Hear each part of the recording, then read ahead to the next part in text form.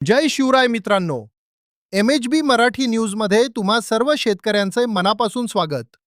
राज्यातील शेतकरी बांधवासाठी कर्जमाफी संदर्भात एक सर्वात मोठी आणि अत्यंत महत्त्वाची बातमी समोर येत आहे.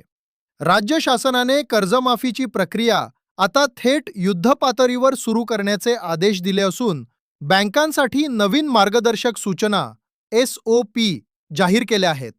30 जून पूर्वी कर्जमाफीचे आश्वासन दिले असल्यामुळे आता अवघ्या 1 ते 2 दिवसात काय घडामोडी घडणार याकडे सर्वांचे लक्ष लागले आहे. चला तर मग ही कर्जमाफीची प्रक्रिया कशी पार पडणार आणि तुम्हाला कधी लाभ मिळणार याची संपूर्ण माहिती सविस्तर जाणून घेऊया. पण त्याआधी जर तुम्ही आपल्या चॅनलवर नवीन असाल तर MHB मराठी न्यूजला आत्ताच सबस्क्राईब करा आणि बेल आयकॉन नक्की दाबा, जेणेकरून अशाच महत्त्वाच्या अपडेट्स तुमच्याकडून मिस होणार नाहीत. बँकांसाठी जारी झाल्या कडक मार्गदर्शक सूचना. शेतकऱ्यांना नवीन पीक कर्ज मिळण्यासाठी ही कर्जमाफी लवकर होणे गरजेचे आहे. याच पार्श्वभूमीवर सहकार विभागाने सर्व खासगी, व्यापारी आणि राष्ट्रीयकृत बँकांना महत्त्वाचे निर्देश दिले आहेत. जिल्हा स्तरावर 2 समन्वयकांची नेमणूक. कर्जमाफीचे काम वेगाने व्हावे म्हणून प्रत्येक जिल्ह्यात 2 अधिकारी नेमले जातील. एक समन्वयक महा-ITचे काम पाहिल तर दुसरा समन्वयक शेतकरी डेटा अपलोड करण्याची जबाबदारी सांभाळेल. 2 वेगवेगळ्या याद्या तयार होणार. बँकांना आता 2 प्रकारच्या याद्या तयार करण्याचे आदेश देण्यात आले आहेत. कशा असतील या 2 याद्या? 1. पहिली यादी. सर्व डेटा उपलब्ध असलेले शेतकरी.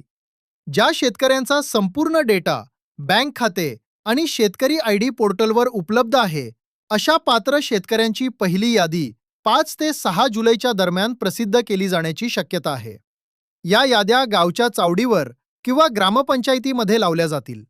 तसेच पात्र शेतकऱ्यांना मोबाईलवर SMS पाठवून KYC साठी बोलावले जाईल.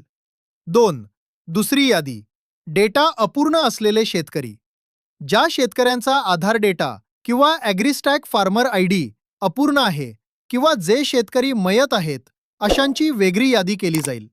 बँका गावोगावी या याद्या उपलब्ध करून देतील आणि त्यानंतर कर्मचाऱ्यांमार्फत आवश्यक कागदपत्रे गोळा करून त्यांचा फार्मर ID जनरेट केला जाईल. KYC नंतर 24 ते 48 तासात कर्जमाफी. ज्या शेतकऱ्यांचे नाव पहिल्या यादीत येईल त्यांना एका विशिष्ट नंबरसह बँकेत किंवा केंद्रावर जाऊन बायोमेट्रिक KYC करावी लागेल. तक्रार निवारण. जर तुम्हाला तुमच्या नावासमोरील रक्कमेबद्दल किंवा इतर काही त्रुटी आढळल्या तर तुम्ही जिल्हास्तरीय समितीकडे तक्रार नोंदवू शकता. थेट खात्यात पैसे. KYC यशस्वी झाल्यानंतर पुढील 24 ते 48 तासांच्या आत कर्जमाफीची रक्कम थेट तुमच्या कर्ज खात्यात वर्ग केली जाईल. त्यानंतर तुम्हाला कर्जमाफीचे प्रमाणपत्र मिळून तुम्ही नवीन कर्जासाठी पात्र व्हाल. शेतकरी बांधवांनो, हे काम लगेच करा. जर तुम्ही अद्याप तुमचा ॲग्रीस्टॅग फार्मर ID बनवला नसेल तर तो तातडीने बनवून घ्या.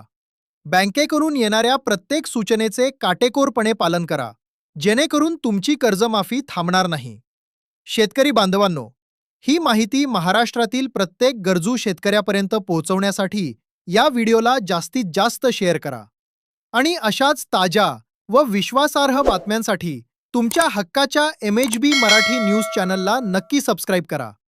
धन्यवाद. जय हिंद, जय महाराष्ट्र.